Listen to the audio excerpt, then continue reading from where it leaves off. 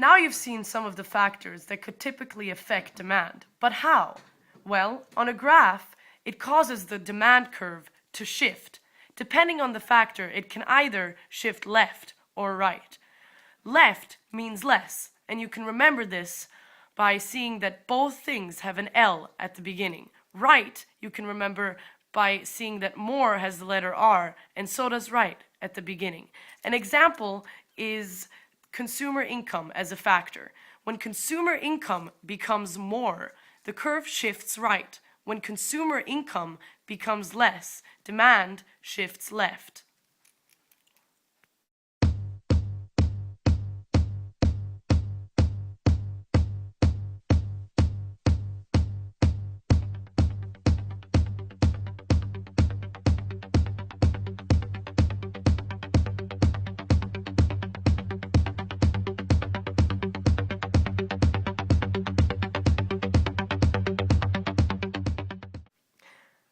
Now you've heard some of the factors that cause the supply curve to shift.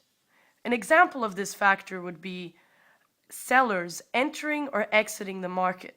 When there is more sellers entering the market and producing more of the good, the supply shift is to the right. When there's people exiting the market and there's less suppliers, then the supply curve shifts to the left because there's less being supplied.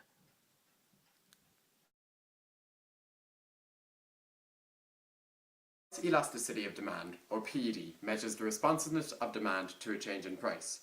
For any normal good, when price goes up, demand goes down. What PED does is tell us by how much.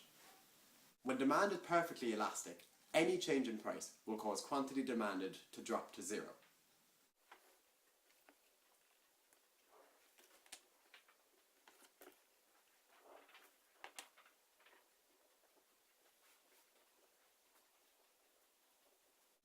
When demand is elastic, any change in price will have a greater than proportional effect on demand.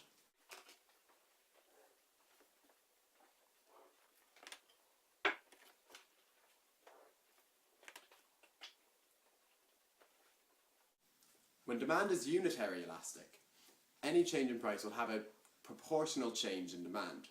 Therefore, consumer expenditure will stay the same no matter what the price is.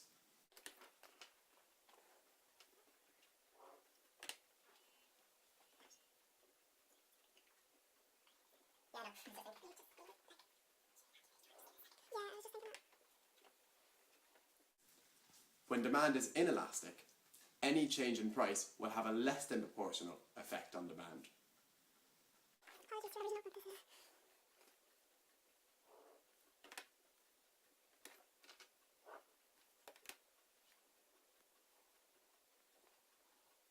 When demand is perfectly inelastic, any change in price will have no say on demand.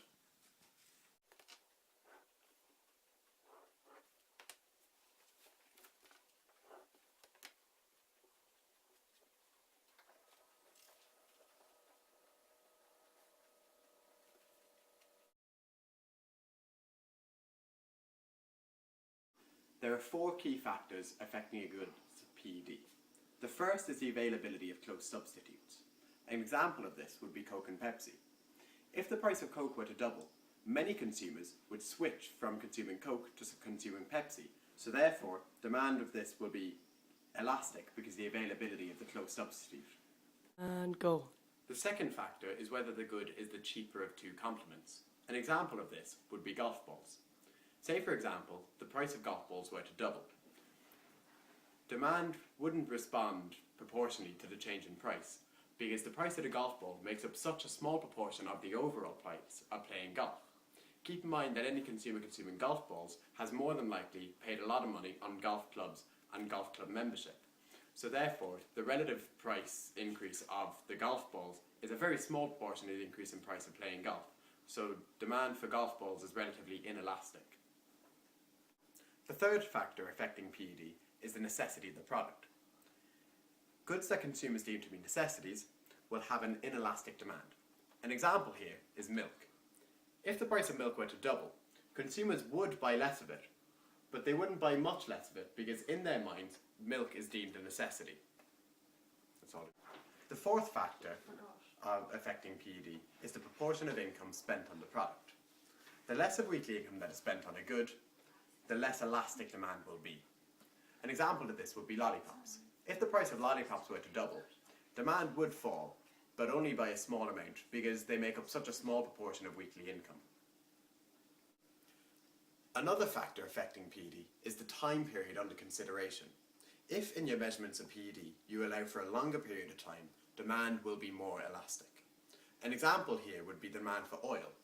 If the price of oil were to double overnight, demand in the short run would be very inelastic because it's deemed a necessity. People need it to drive to work, to go to hospitals, to fly across oceans. However, in the long run, demand would be elastic because as the price of oil rises, people would maybe switch to using public transport or start buying hybrid or electric cars.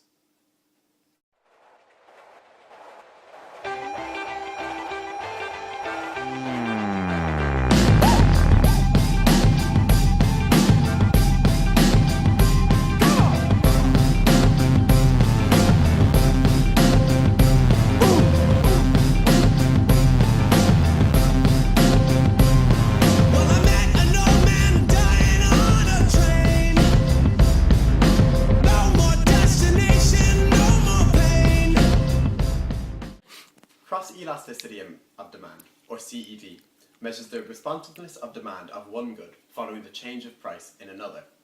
CED allows us to measure the relationship between two goods, seeing whether they are substitute goods or complements and how closely related the two goods are.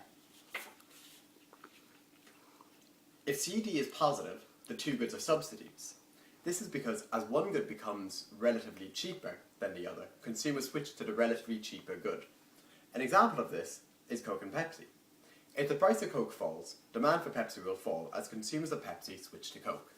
If CED is negative, the two goods are complements. This is because as price of one good rises or falls, the cost of the activity achieved in the consumption of the good rises and falls. For example, if the price of printers doubled, demand for printer ink would fall, as the cost of the activity, i.e. printing, has risen, deterring consumers away from it.